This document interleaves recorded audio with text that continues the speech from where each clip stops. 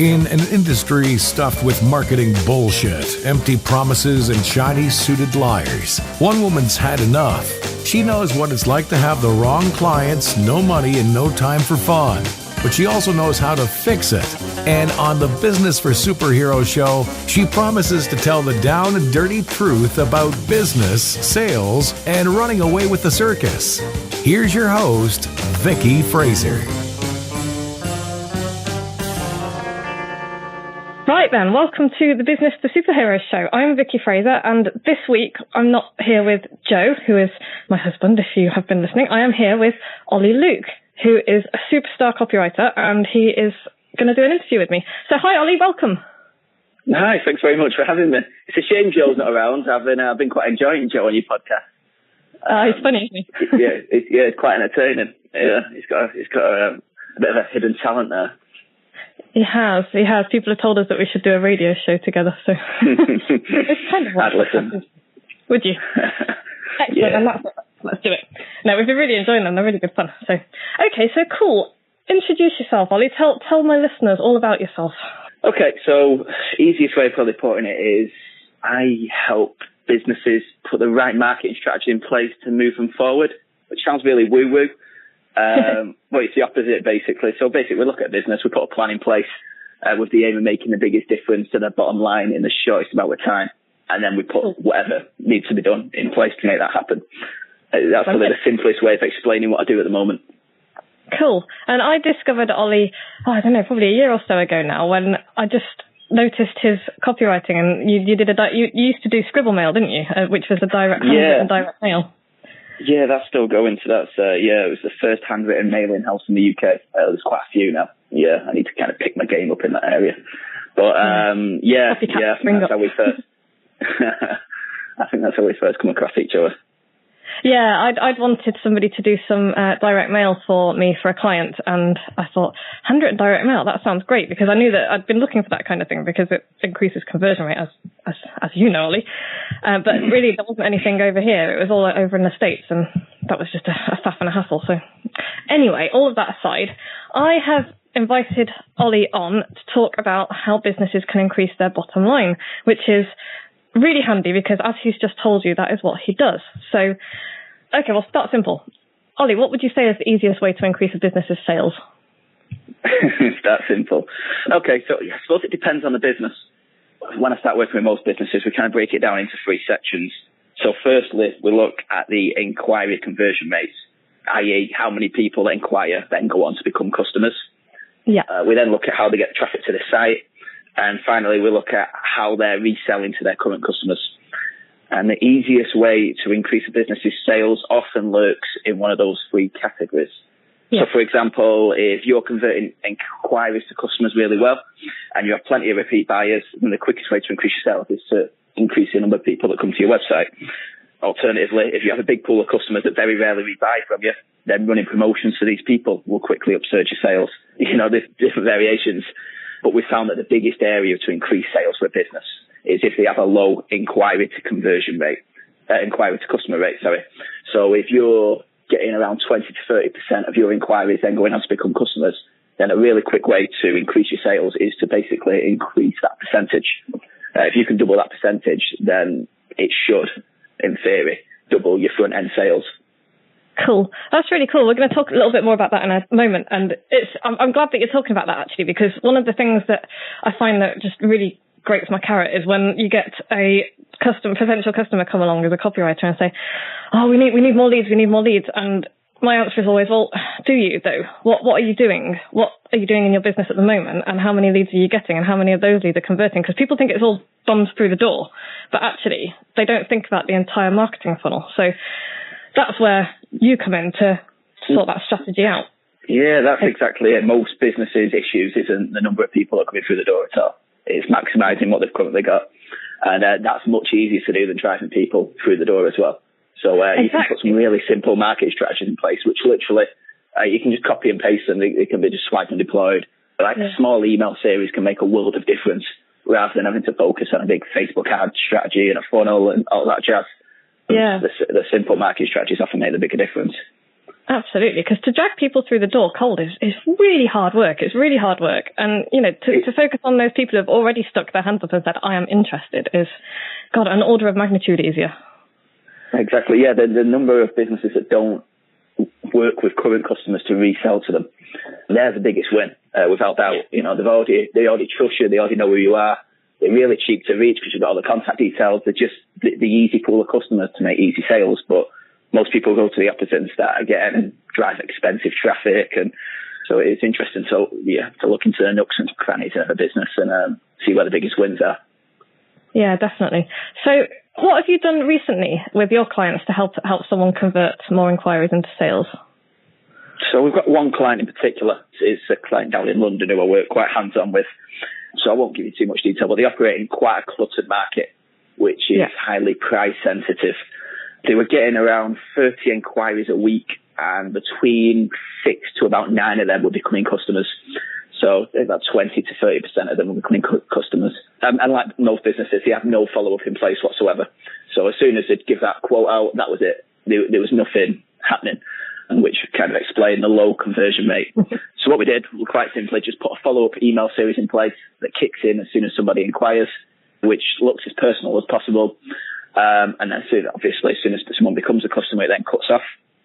And then we needed to tackle the price sensitive issue. And basically, if someone has nothing other than price to go off, they're always going to buy on price. So we needed to kind of, in the eyes of the customer, make them feel much better than everyone else. So all we did with that was, as soon as someone inquires, we send them a direct mail package in the post that basically includes a brochure about the business, and then a booklet which is absolutely rammed full of testimonials, and then just a confirmation of their quote, basically. And then finally, we put just a quick banner retargeting campaign in place. So throughout Google, they've got banners on the side of every website. Throughout Facebook, there's remarketing banners. And then on YouTube, that 5-second advert that's always annoying when you want to watch something, we kind of take over that space. And that's made a huge difference because nobody else in the market's going to this effort at all. No. So we're now converting between about 13 to 18-ish from initial numbers of inquiries into customers. So you pretty much doubled it then? Exactly. So like in the 5 months we've worked with them, we've essentially doubled the sales. So they were on target to turn over 200k when I first started working with them. But by adding just that, and literally it's a few days work really to put that into place, they're now on schedule to do about 420k this year. Oh, that's amazing. That sounds amazing, and it is amazing, but it's such a simple thing to do. It's such a simple thing, exactly. But yeah, like most businesses, it was often a bit lost in the whole marketing plan. So they took out adverts as soon as it was offered them. If a magazine called and said, we've got the space available, we'll have that. And they're just all over the show with no real idea of where to be putting the focus. Yeah, it's quite interesting. I think a lot of businesses can relate to that. Yeah. But yeah, just looking into nooks and crannies, that's where the wins are. Absolutely. I was talking about this last week actually in the podcast about where to put your focus and how people who run their own businesses are often just running around fighting fires and they don't have time to think about the strategies, and they're often so very simple. But it's worth spending that bit, not even that much time, but just a bit of time thinking about where you can get these quick wins. And the simple stuff like following up with the personal emails and direct mail, and which, by the way, is really good fun to do, guys. If you're not sending direct mail, it's really good fun to do. It's one of my funnest things of all. So no one uses direct mail, which is the beauty of it. In an email inbox where you get 100 plus emails a day, and then how many good pieces of direct mail do you receive? I probably receive 1 to 2 a month, if that. It's an area that is so easy to reach people, and people like receiving it. Yeah, they do, and it doesn't have to be massively expensive either. I'm putting together something at the moment with a new client of mine who has been wanting to put a direct mail thing together for ages, and it's going to be really good fun because it's he's got a bit of money to spend, is happy to let me run with it, and it's going to be really good fun. And that's the thing. It doesn't have to cost a fortune. It can do. I know somebody who once sent a canoe paddle to the CEO of a company with a note that said, "Are you up shit creek?" which made me laugh. But he got the work. And we've hard to ignore. We've got a client and we're working on a campaign at the moment. So essentially, it just needs he needs like 3 or 4 of the right customers, which will make a huge difference to his business because customers are worth a lot of money to him. So what we're doing, we're sending a mobile phone in a box, essentially. with a letter saying next time he's an IT customer, next time your IT goes to, I think we use press the green button twice on this phone. So very simply, they receive a phone, and his number's the only number saved in the phone. So yeah, we've heard about these. We never actually run one ourselves, but we've heard the conversion rates are massive on it. So that should be quite interesting. Yeah, I'm dying to get my hands on a client who could be up for something like that. Because that's the other thing. People tend to be quite scared of doing stuff like that because it makes them stand out, which ironically is what they bloody need to do. So. Yeah, very true. Anyway, we have doubled listeners' conversions. So how about we move on to step 2? How do we get more inquiries in the first place? That's a good question. It's a difficult one because it depends on the business. I'd say Google AdWords is generally the best if you offer a product or service that's actively searched for. Don't do Google AdWords yourself if you don't know what you're doing. That's like the first rule, because you'll waste a lot of money very quickly. Reiterate that, because I spent a little bit of time trying to do it and I just wanted to pull all my hair out. So absolutely outsource if you're not an AdWords expert, because it's a minefield of nonsense. It works brilliantly when it works, but yeah. And be very careful who you outsource it to. I never thought this was an issue until I started getting involved in businesses' numbers that I work with, and you realise they're paying some fancy agency with a name like Pineapple Juice or something stupid like that. They're paying them a huge amount of money per month, and they're not tracking conversions, and it's been set up terribly. And yeah, so it's a difficult one to advise where to find good AdWords people, but there's a few lurking. Yeah, word of mouth is the best way to go with AdWords, I think. Yeah, definitely. Yeah, and so I'd say AdWords for the majority, but it depends. Like for me and you, Vicky, we offer quite unique services, and a relationship needs to be established before selling, or in my business it does. So then I'd go along Facebook or Twitter ads into a sales funnel, possibly even LinkedIn ads. So I'd build a relationship before trying to sell. So I'd give value. I'd prove my worth, and then I'd look at making a very small sale to win trust to make that first purchase, and then going through that process, basically.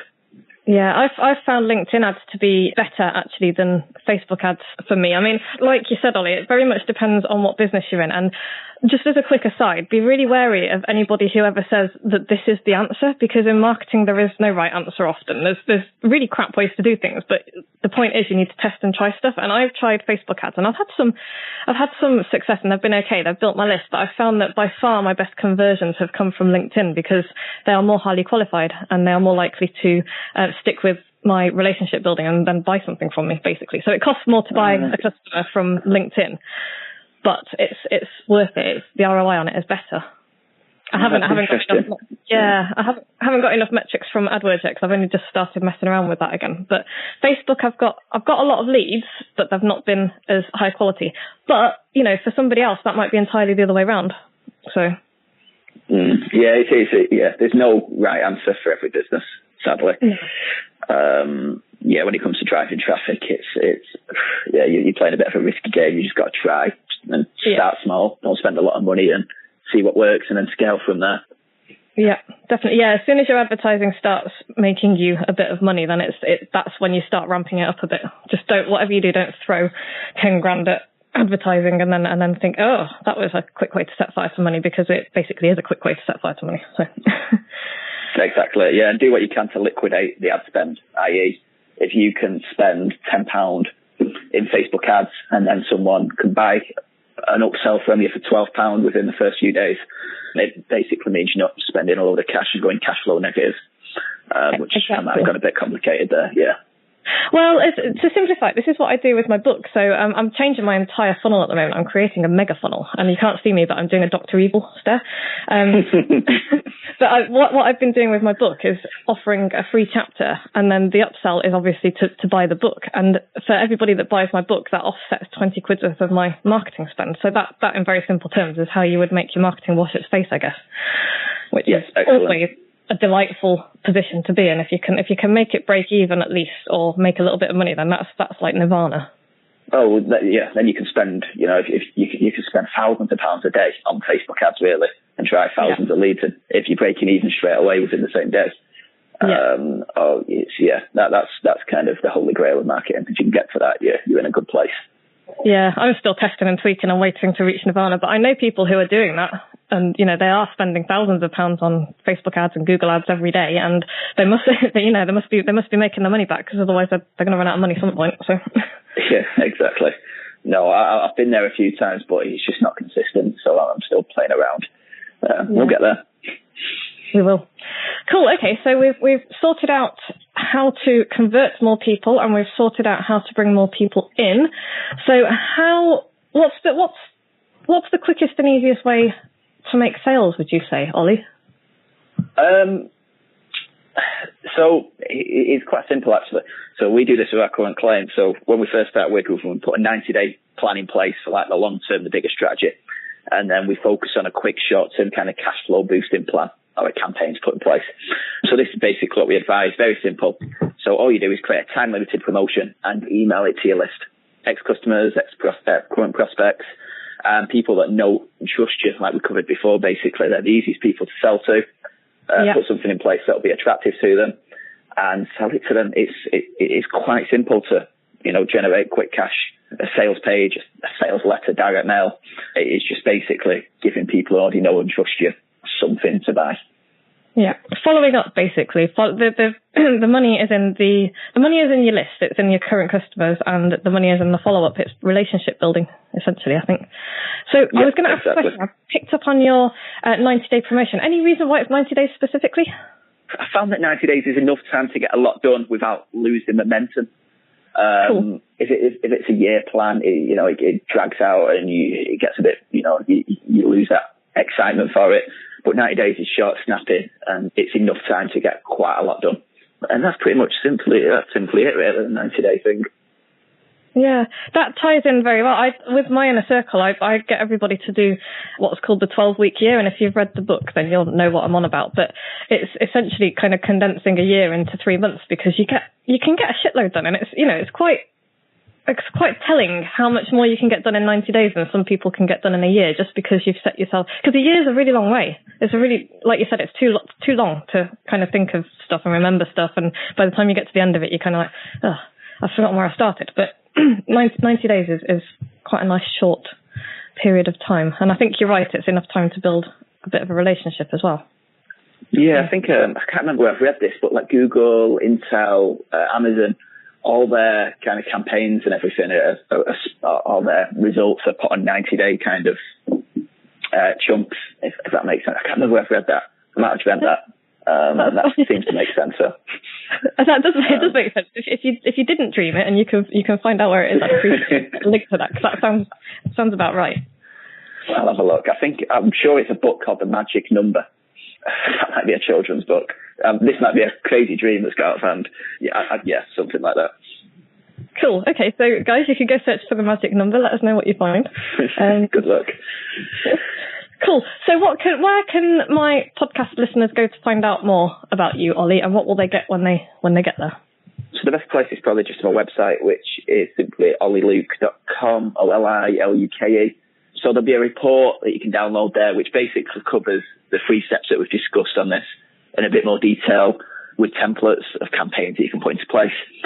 And you'll also see details how you can apply for a call, so we can kind of look at your business and see if this system could work for you, and look where the biggest wins lie there. So that's probably the best way to get in touch. Brilliant. And if you have got some investment cash to spend, I would recommend that you take Oli up on his offer, because he really does know his stuff. I've been whinging a little bit about the internet marketers who are kind of shiny suited liars, and they present this face. Oli is not one of those people. I wouldn't have him on the podcast if he was. He's a proper good egg who works really hard, and he's ridiculously younger than me, and I wish I'd started when I was his age. And so yeah, have a look, get on a call with him if you can, because I don't take on private clients at the moment because my books are full on. Also, I'm about to start renovating a house, which is exciting and horrifying. But Oli is taking on people for calls, and he's just ace. So yeah, go look at his website, oliluke.com, and have a look at his free report. Download it, have a look, and then give him a shout. And all of the details. That's very kind. Oh well, it's true. It's true. It's all true. Thank you. I don't. That's all right. So yeah, thank you so much, Oli. That's been great. Really, really enjoyed chatting to you as always. No, you're more than welcome. I've enjoyed it. That's the quickest 20 minutes of my life. That's crazy. I thought it was, I just looked at the time. I thought it was about 5 minutes. No, I'm going to ramble on for a second now. We always find this, Joe and I, because when I first started doing the podcast, I was really nervous. I was like, I don't know if I'm going to carry on doing this, but they are so much fun to do that before you know it, you've gone half an hour. And partly that's because we spilled gin all over the place. But, also it's because it's good fun. So it's been brilliant. Thanks, Oli. Really appreciate it. No, thank you. You're more than welcome. I'll have you on again at some point later in the year, I think, when you can tell us all about the changes in your life, because you've got stuff going on, haven't you? I have a baby on the way in beginning of June, so that's quickly making me grow up. Yeah, definitely. We don't grow up now. Yeah, cool. So that's exciting. Yeah, well, you can keep us updated on. I'll look forward to seeing the baby pictures. So all the best to you and Sophie, and I'll be in touch again in a few months, and we'll do this again, talk about something else. And in the meantime, guys, go to oliluke.com, have a look at what he's got on offer, and thanks very much, Oli. I'll see you soon. Excellent. Thanks very much. Cheers. Bye. Like what you've just heard? Tell your colleagues, tell your friends, send them to www.businessforsuperheroes.com/podcast.